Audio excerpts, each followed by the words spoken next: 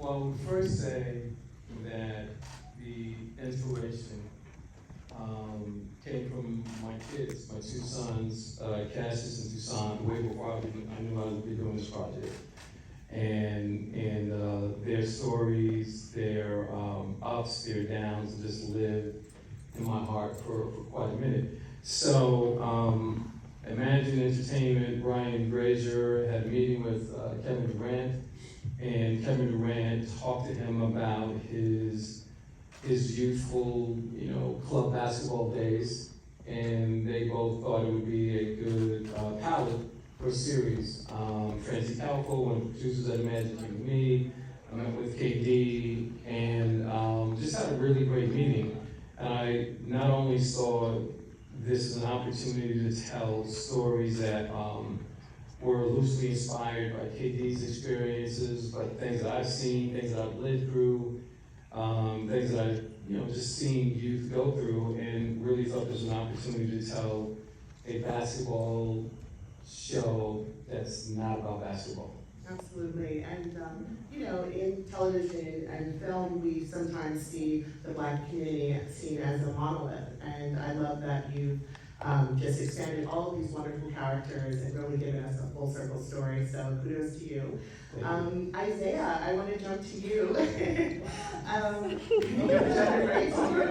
You played Jace. What was it like finding out that you were playing this character inspired by Kevin Durant? And what were some of the highlights of finding out that you booked the role? Man, I remember that day I was going to prom. It was super cute. I did a lap around my block. I was running up and down the street yelling at my mom, "Mom!" You did those like happy yells with your mom. And, "Mom, this is the..." Brian Grazer called me on FaceTime, and that was amazing.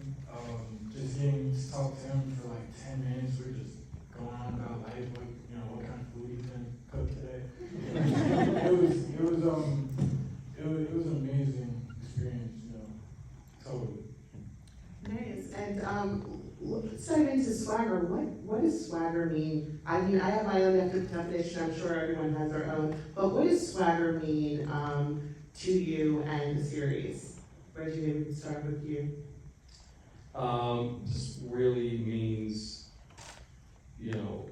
on an outward appearance, it reveals confidence, but inward, like true confidence, really comes just from having a cause bigger than yourself. So really, the true definition of swagger, of being a champion, is really having a cause bigger than yourself, and so that's that's where I built the show on. And so you're playing Jenna Parson, and you are the sole parental figure for Jace's character. What did you lean into when you were taking on this role, and what do you hope that viewers take away from her as the single parent?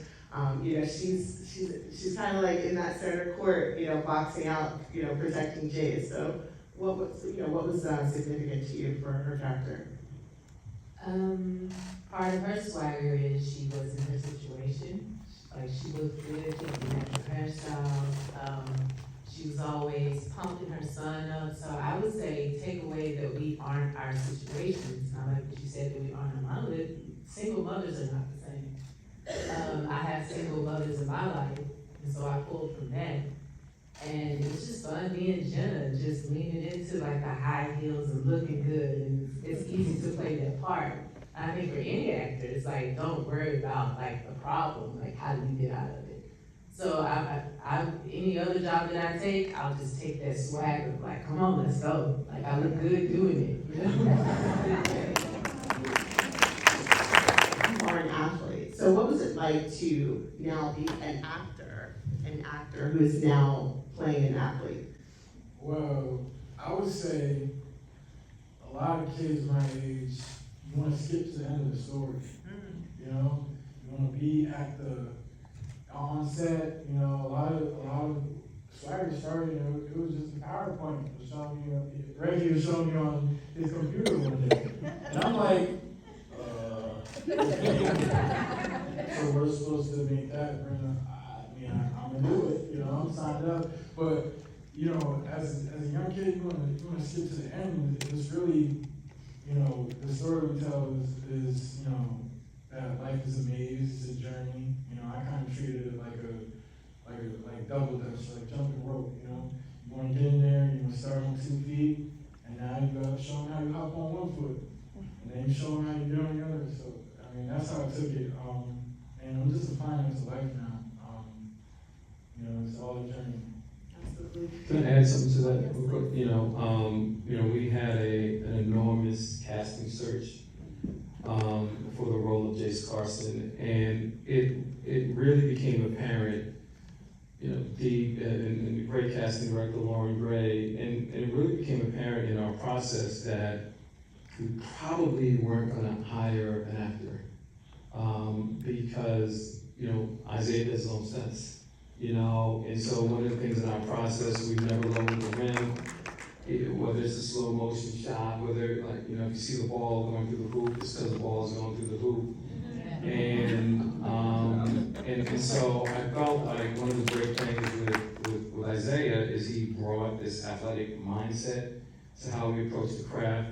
And also just really have to give a shout out to just an amazing acting coach that worked with some of our cast members, including Isaiah, Michelle Shea. And I don't know if Michelle was here, but if you're here, shout out to you, Michelle. It was really a great for our process. Yes, before I jump back to Quvenzhané, I wanted to ask you about the filming of these scenes on the court. I mean, it was so dynamic, as a former, athlete myself in high school playing basketball. I mean, this was some fantastic direction and choreography. So what was so unique or special about it? It looked so different and so hyper-realistic. And this man that just decided to walk up right now as the editor. This is Mark Manos. Good time to say it. And just also just a quick shout out, if you don't mind. I co-wrote the one that we saw with George Norman. He's in the house somewhere. Just please thank George. And so we had an idea of having a camera operator on roller skates. And so we had a great camera operator named John Light who just was on roller skates and was able to keep up with the action on the court. And I felt like that was really great and just really, a great trainer named Reggie Wallis and changing films with the choreography, and it just all worked. And I think one of the reasons why it worked was because we had a mandate to just make everything authentic. Nice. Came off flawless, just amazing. Quvenzhané, I'm going to jump back to you, and your character is Crystal. And Crystal's character is dealing with a lot. She's dealing with these sexual assault allegations from a coach. She's a amazing athlete herself. Tell us a little bit about what were some of the highlights of playing this character, and what do you hope viewers take away from or are inspired by Crystal? I spent a lot of time training for this role, and I feel like that would be the highest because I grew as a person and muscles, that's nice. But it was fun to do and to work with all the boys, and that sounds kind of crazy, but just to work and have like that family with everyone. Even with Tessa, we were just talking about it like a few minutes ago. Like we were in the gym working together. Like everyone was in on it. So that was definitely one of the high points. And the most important thing for me with Crystal's role really isn't even the heavy things. It was more of her as a person. She's with a whole bunch of guys and is as good as them. And that's important to notice, that girls can be just as good and we can be just as strong, maybe even stronger, And even with dealing with the heavy topics, we deal with a lot, and it's sad to say that a lot of women go through what Crystal went through. So I think it was just really important to put it out there, and Reggie, thank you for putting it out there. And we talked a lot about it and researched to make sure it was authentic.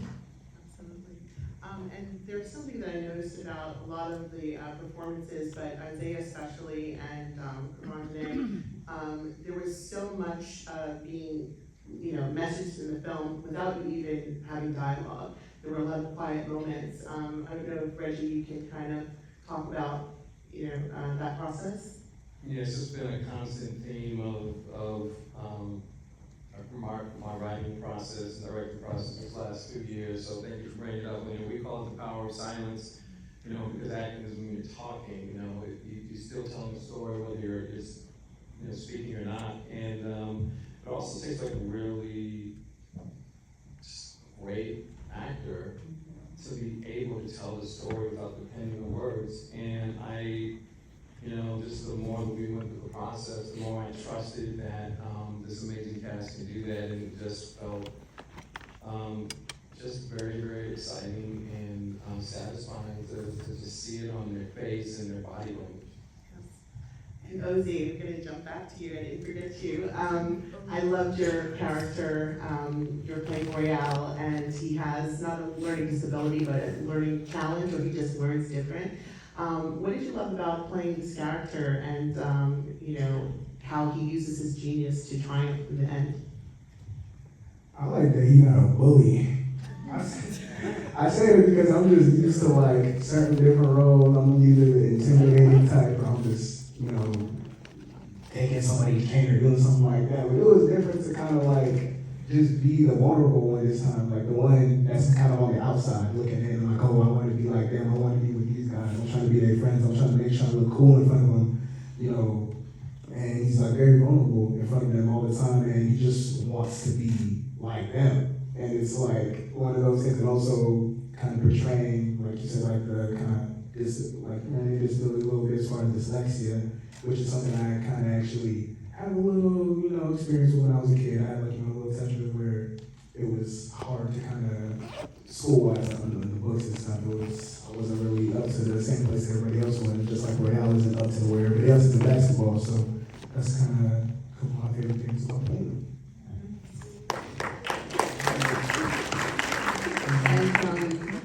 And Reggie, obviously we see in this, not episode, but maze, you call your episodes mazes. Can you explain a little bit about that and the whole theme of maze through the series? And I'm really proud of the cast so far. Nobody's like had to give up any money right now. So, even in the writer's room, we had a jar in the center of the table, and if someone said episode instead of maze, put a dollar in. And so the idea is, the opening, and for those of you who haven't seen Swagger from the beginning, really would love for you to just check it out. The opening image of Swagger is a hand-drawn maze that Jace's father gives to Jace, and maze really becomes a metaphor for life. And as Isaiah alluded to, life is not a straight line. It has twists and turns, obstacles, and opportunities. And so we really wanted to approach this as a 10-hour film. The word hour really became maze. And as we just delved deeper into it, we just looked at it like maze not just ties into our characters' journeys, but just our culture from Harlem Renaissance to Civil Rights Movement. Like, it's all a part of this maze that we're in.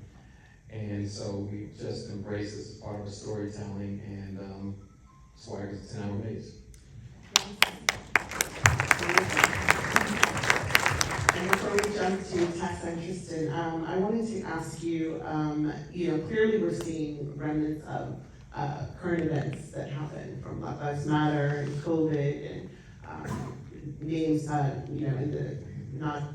in Maze 101, where we're seeing names like Breonna Taylor and Ahmaud Arbery.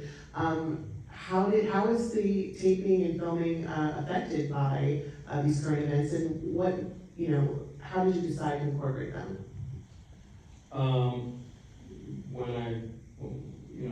When I, along with my writing staff, and if there are any folks from, season 1 writing room, please stand real quick and just give a shout out. I know I saw Katrina here, and Steve.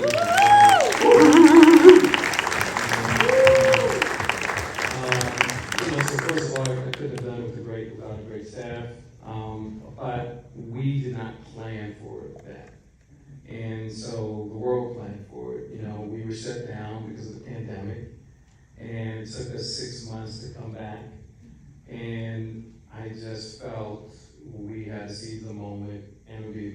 opportunity to just hold the mirror up to society. And so that's what we did. And I think it was a really great decision because just sort of elevate the storytelling by not hiding from the fact that we were living a pandemic and we were coming off of the heels of all the events of 2020 from Rihanna and George Floyd and Ahmaud and all that. And this was a part of the consciousness I wanted to reflect in storytelling. And Tristan, I wanted to talk to you about playing Alonzo. Hey.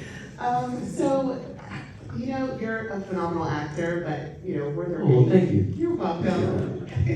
Were there any challenges in playing Alonzo as he's on this journey? I know everyone hasn't maybe seen the entire series, but, you know, Alonzo is on this journey of coming to terms with his, you know, dealing with corporate America and their footprint in the Black community. And, you know, he finds out at the end of this Maze 107 that, you know, the team was harassed prior to going to the game. So what can you tell us about Alonzo?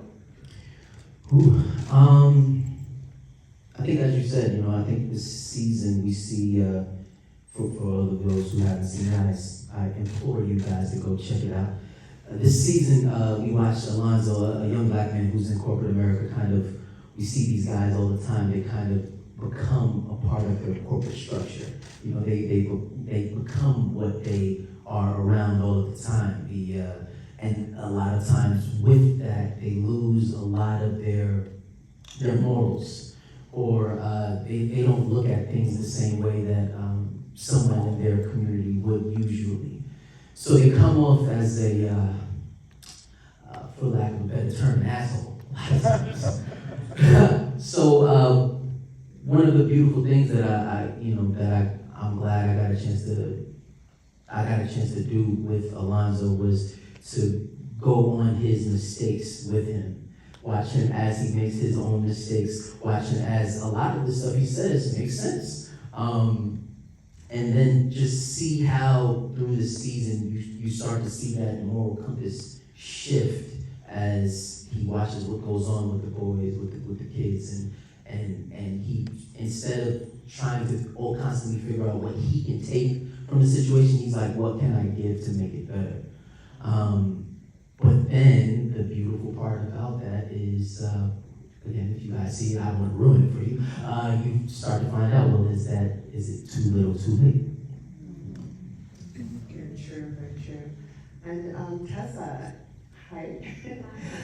Loved your portrayal of Meg in this episode. And, you know, she's dealing with a lot. And I'd like to know how your character navigates through all this, how you navigated through this with this, any script changes or going through this pandemic and, you know, this whole civil rights that we had with Black Lives Matter. And just, you know, how did Meg navigate this? She's the one at the diner that, you know, they basically don't take her ID. So can you give us a little insight into your character? Yeah, I mean, I navigated a lot of it with the help of Reggie, our fearless leader. He, for all of us, I'll speak for myself, did a lot of, you know, backstory with us and rehearsals and made our relationships with all of the other characters very, very real. And the way that he shot when he was directing the mazes, in this specific maze, we're doing a lot of this in real time, a lot of this is in one take. And so we're getting to really experience what's going on. I didn't have to do a lot of heavy lifting because I'm experiencing that scene from start to finish with these kids that I love and this family that I love. It was a real gift that he gave all of us time and time again, that we got to really play out these scenes. We didn't have to do a lot of heavy lifting, we were experiencing them. Did that answer that part of the question? Yes, absolutely. And Reggie, you know, we hear in this episode where O'Shea's character, Ike, is saying, you know, they forgot you were kids. And I know it's really important for you to shed some light on how we treat kids in America. So can you just expound on that and your reasoning behind including all of that? Sure, and just since you put his name out there, just also, he wasn't able to attend, unfortunately, but just, we really want to just put a shout out and love to O'Shea Jackson Jr. We all love him, and he's the biggest kid in the whole cast. But yeah, one of our sort of, there's a picture drawn by an amazing artist named Lisa Whittington. Lisa Whittington also is the artist that did our main title sequence. Unfortunately, 107 is the only one that I don't use the main title sequence. But if you see it, that's Lisa Whittington who created this amazing title sequence. But she also created this amazing piece of art on Emmett Till. And this piece of art really just became a cinematic mission statement, just the colors of it, but also really underneath the message. Emmett is arguably the most famous 14-year-old in American history. When we first meet our characters, our ball players, they're 14 years old. And so it just really leaned into this idea of how do we treat kids in America. So even in May's 107, which you've just seen, the numbers 828 appear quite a bit, which is the day that Emmett was killed, and Carolyn Bryant. Now I'm gonna tell you something. You have to learn some things that I didn't even really. Carolyn Bryant is the person that Emmett encountered in the candy store, and so our diner is called Carolyn's 55. From 1955, just a lot of things that we just really drew real life inspiration from Emmett, and just really seeking to ask that question. Well, I'd like to know what you learned from each other professionally. There seems to be so much great chemistry coming through the screen. So, I'm sorry? No, I'm just figuring out where you started. Oh, I didn't hear it. I wanted to know where you're gonna start. We can start with Chanel. Oh, okay. I did the ugly laugh. Don't think of it. No, I'll say it starts with our leader. What he said about the PowerPoint, that was like my first way into Jenna, where Reggie took that PowerPoint and put it on the wall. And like, he really wanted us to take a moment and just to look at, and Jenna had a place where I saw these real people, real women who looked like the styles, the clothes, the earrings that these women would wear, looked like women from the DMV.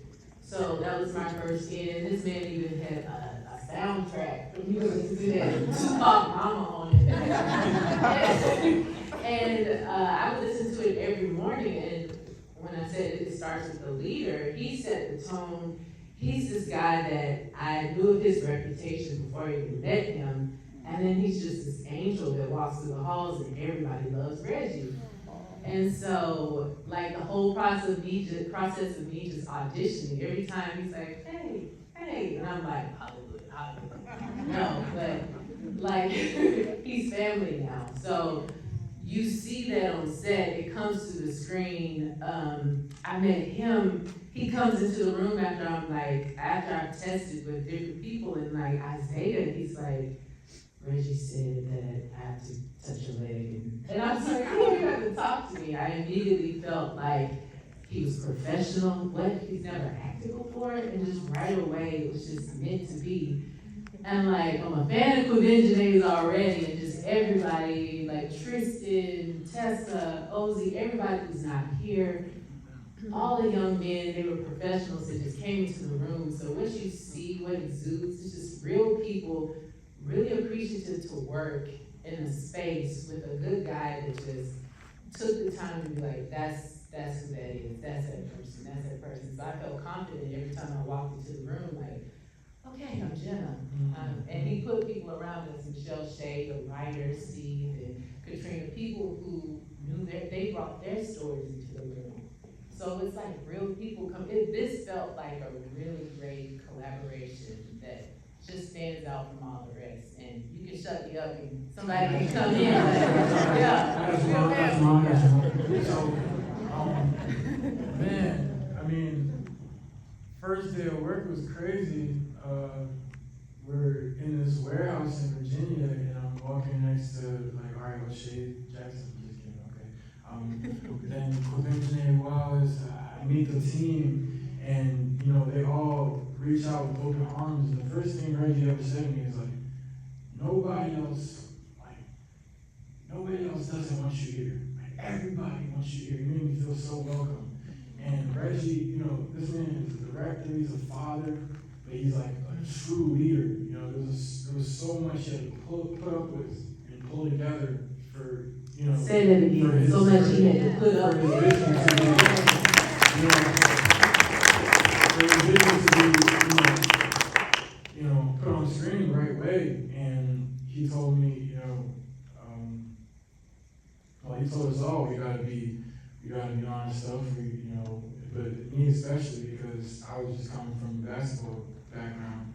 So, you know, you made me a captain of the ship, and everybody kind of pushed against you in different aspects of this show, and I really appreciate, you know, your resilience and your leadership.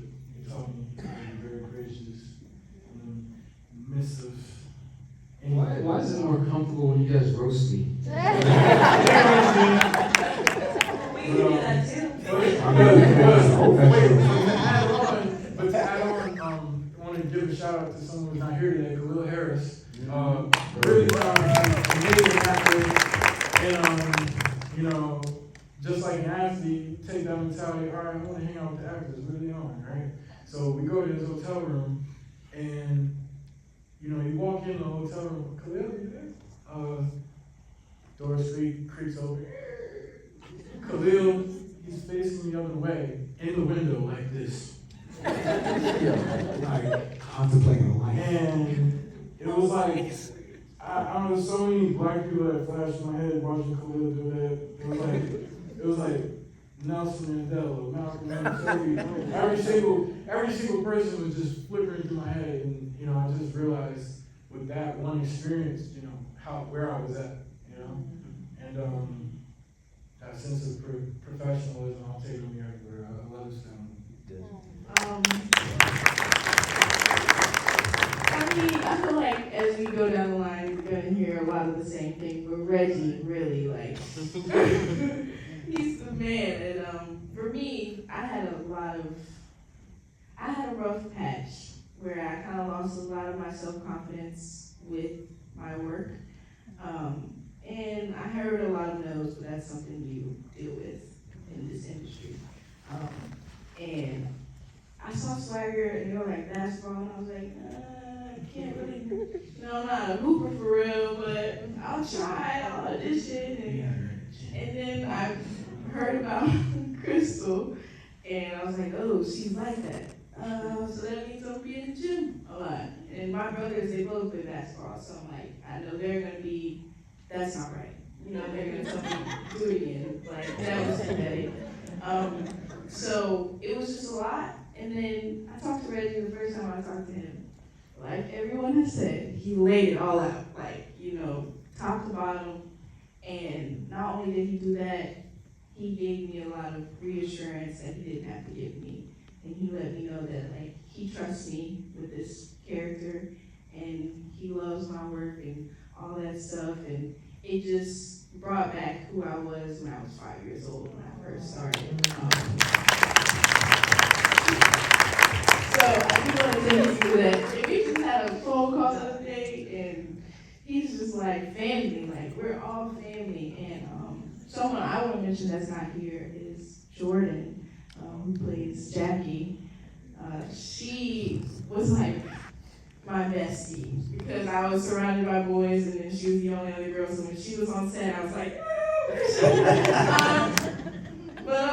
we had a lot of talks, and like when we had meetings and stuff, we would always talk after and converse about what we're gonna apply, and especially with Michelle, the acting coach, we were always in meetings and talking, and giving each other ideas, especially with Jordan's emotional scenes and my emotional scenes. We came together and we were like, yeah, we're gonna do this. We're gonna make this like fire. Like it's gonna be so good. So we always had a lot of talks and with everyone up on the stage, and that's not here. We always had talks. Just one of the things I'd just like to add with Quvenzhané, her audition was amazing. And it wasn't, just the acting part of it, but we put them through it on the court. And we threw everything at you to challenge you. And then she had the nerve to drop down, get that basketball, do a push-up, switch that ball. And I remember I couldn't wait to show that to actually my favorite female ball player in the world, my wife, Gina Prince.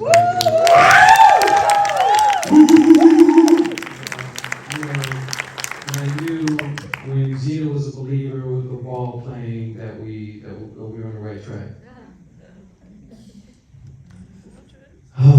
Oh man. No, so during this entire during the entire shooting of this show, I went through a crazy just life transition. I became a father. And I became a husband. And in that life, in any life transition that anybody goes into, I think it makes you a lot more open to, I guess, the world at large. So being in our bubble, it was literally just us. So everything that I was taking in was from us. So there would be times that I'm on set and I would learn how to have the strength but gentleness of a mother from watching Chanel. There was times that I got a chance to learn what it really means to be a leader from my mentor, Reggie. There was a lot of times that I'm working with, in my opinion, one of the best actors that I know. Quick story. There was one time that we were all on Zoom. We always had to do Zoom calls, Zoom table reads because we couldn't meet in the middle of the pandemic, right? So we're all on this Zoom, and I think we're doing episode 8 or 9. Me. Oh, I got it out.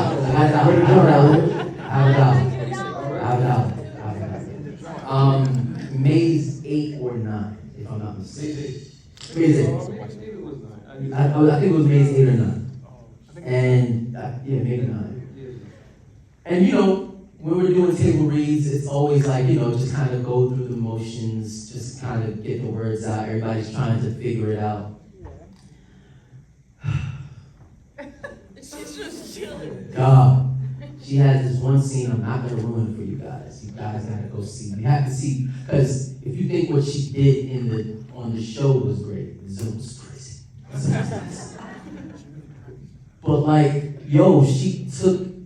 I think she made us feel like we had to level up every time, and that's what it's always been working with her. Every single time I get a chance to share the screen with her, it's we're always joking around we gotta figure out how we gonna do this, and the real question is okay, how high are we gonna take this? Okay, you go that high, I gotta go this high. So it's always been a constant leveling up, playing against you, and I appreciate that. And then just constantly learning to stay childlike in this. And a lot of times we go through this game, and we become very old very quick.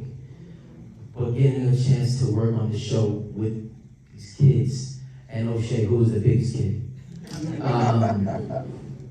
you remember what it means to be childlike and imaginative, and how much that aids in what we do. So, that's my answer.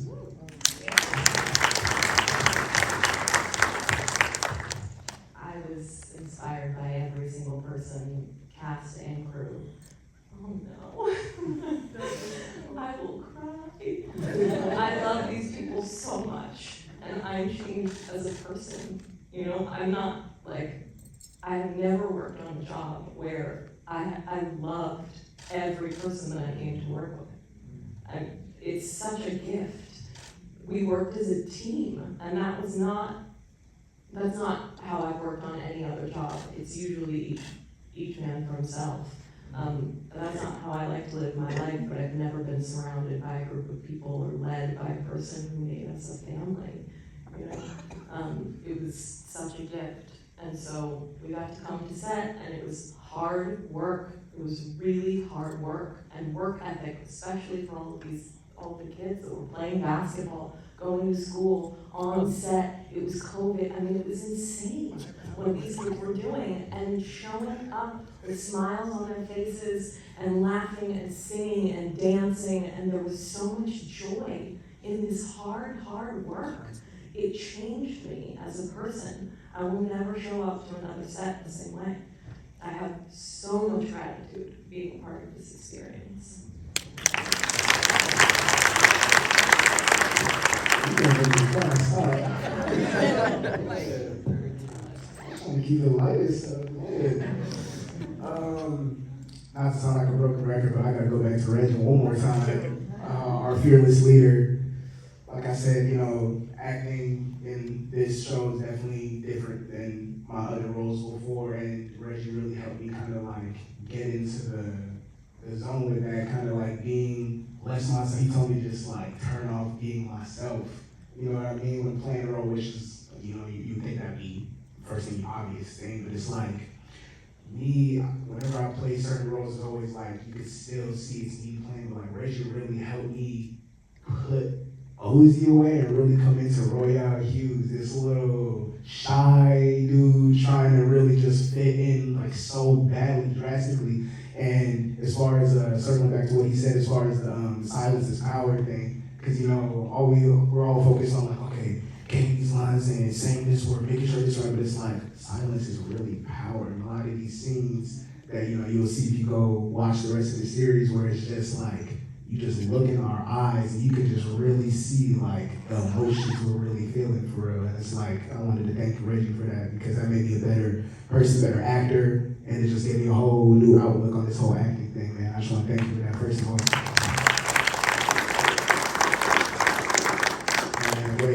Sorry, my bad, I ain't trying to take up everybody's talking time, but one more little thing as far as inspirations around here, like Zay and the rest of the team, man, as far as the basketball stuff, bro, because me, when I first got, you should have seen the air balls.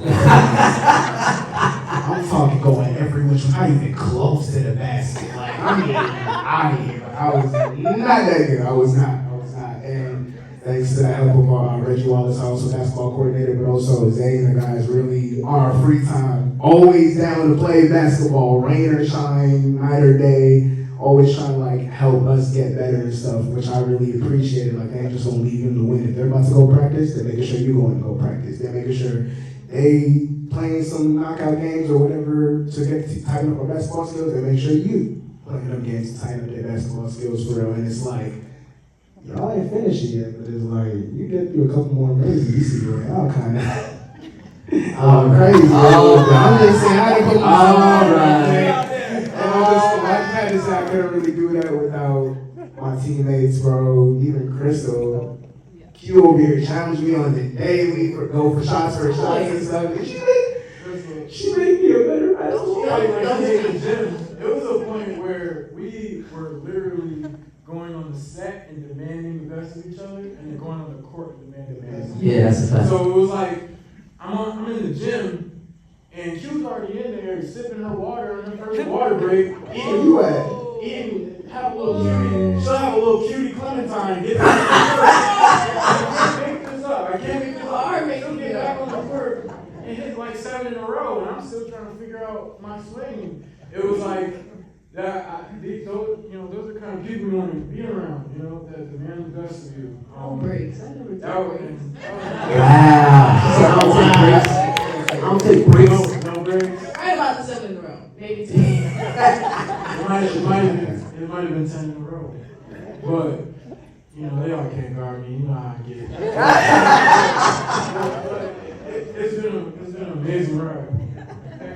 Reggie, if you want to take us out on why it's important for us to continue to have stories like Swagger.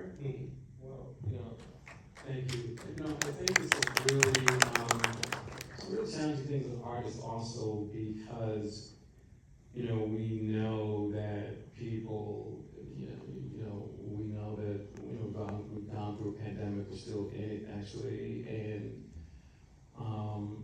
2020 was heavy, and there's a part of human nature that just want to move on and put that in the past. But part of the challenge of an artist is to continue to raise it up because it's still relevant, and we want to make sure it's relevant before the next person is killed. You know, we want to create change, and one of the things that we all bought into as artists is that we are going to entertain, we're going to have fun, and we're going to take a stab at making the world a better place. And so that's really ultimately, what we're going to do. And can I just quickly just, there are just some people, some faces I've seen, and just everyone who worked on Swagger season 1, from Apple to CBS to Imagine, my producers. Can you just please stand very quickly, and I'm just gonna say thank you, don't be shy, but thank you to everyone who worked on our season, and just really helped with this collaboration. Isaiah, Quvenzhané, Tristan, Tessa, Ozzy, thank you so much, and everyone please scream all of Swagger, and thank you so much. Thank you.